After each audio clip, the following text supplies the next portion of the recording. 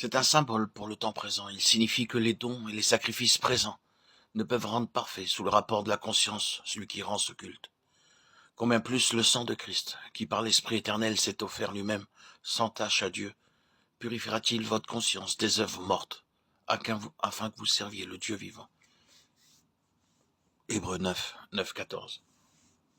C'est une question de conscience. C'est là, au centre du cœur.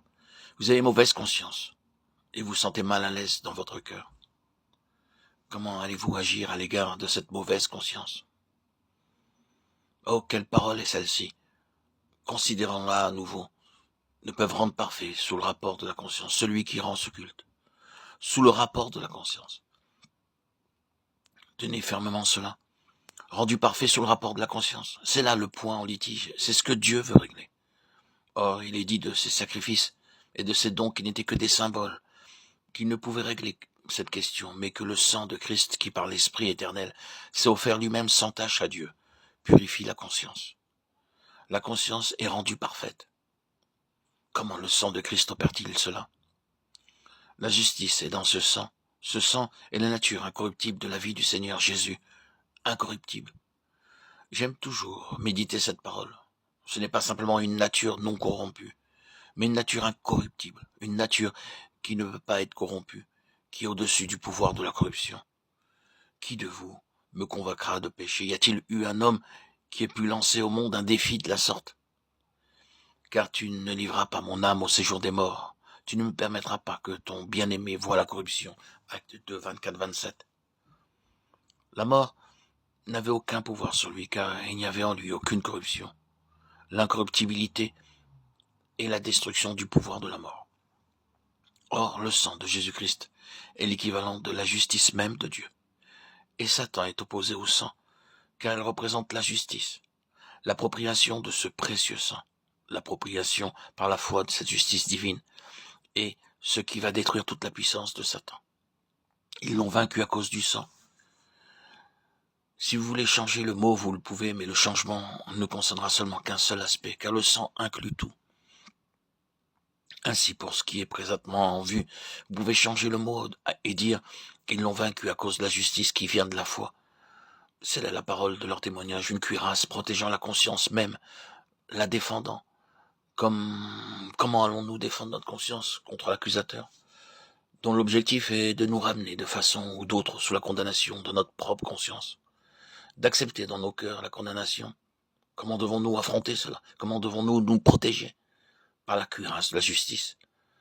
Sa justice, sa vie incorruptible, qui est devant Dieu en notre faveur par la foi. Vous vous apercevrez que je suis énormément convaincu de la nécessité d'une parole comme celle-ci. Vous pouvez penser que c'est un évangile élémentaire. C'est cela, mais c'est quelque chose de plus que cela. Tandis que nous continuerons, nous découvrirons que Satan s'efforcera de nous épuiser, de faire de cette manière, en insistant sur notre propre indignité, notre propre méchanceté, notre propre état de péché, sur l'horreur de ce que nous sommes, sur tout ce que nous sommes, et que nous ne voudrions pas être, ni ne devrions être, sur tout ce que nous ne sommes pas, et que nous voudrions être, et devrions être. Il ne cessera jamais de jouer sur ce terrain-là. Si jamais vous acceptez une pensée, pour ne pas parler de l'emploi de paroles concernant le combat contre Satan, la rencontre de l'adversaire, la victoire sur lui, souvenez-vous que c'est de cette manière que l'ennemi agit. Ce n'est pas une lutte objective. Vous ne pouvez pas sortir contre l'ennemi de façon objective comme cela. Le combat est ressenti dans votre propre cœur. Ceux qui peut-être font usage d'un langage très hardi au sujet de la victoire du calvaire, et tout ce genre de choses peuvent n'être en fin de compte que des jouets, des pions pour Satan, dans cette question de la victoire à cause de la justice. Dans cette question, ils peuvent être complètement défaits.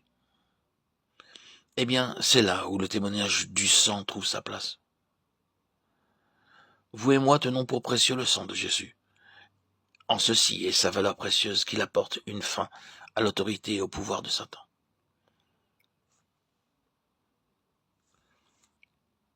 C'est par le moyen du sang que nous parvenons au trône. Et ne rendez pas cela matériel et objectif pour le moment. Reconnaissez qu'à la base, cela est spirituel. Il s'agit avant tout d'une ascendance spirituelle, d'un règne spirituel et moral. Mais si nous n'entrons pas maintenant en cela de façon expérimentale, il n'y a pas beaucoup d'espoir pour nous que nous y entrions en fin de compte dans les âges à venir. Nous devons connaître quelque chose de ceci dès maintenant. C'est fondamental pour régner avec lui. À plus forte raison ceux qui reçoivent l'abondance de la grâce et du don de la justice. Régneront-ils dans la vie? Cela amène une position d'autorité sur un trône dans un sens spirituel et moral pour peser sur l'ennemi maintenant. Or que le Seigneur conserve cette parole dans nos cœurs. Frères, si notre cœur ne nous condamne pas, quelle place forte nous représenterons et nous représentons intérieurement aujourd'hui, et combien celle de l'ennemi est vulnérable. Comment cela peut-il se faire? Combien plus le sang de Christ, qui par l'Esprit éternel s'est offert lui-même sans tache à Dieu, purifierait-il votre conscience? Si notre cœur ne nous condamne pas, ainsi Romains 8 suit Romains 6. La croix dans Romains 6 voit tout le terrain d'injustice purgé, éloigné. Il n'y a donc maintenant aucune condamnation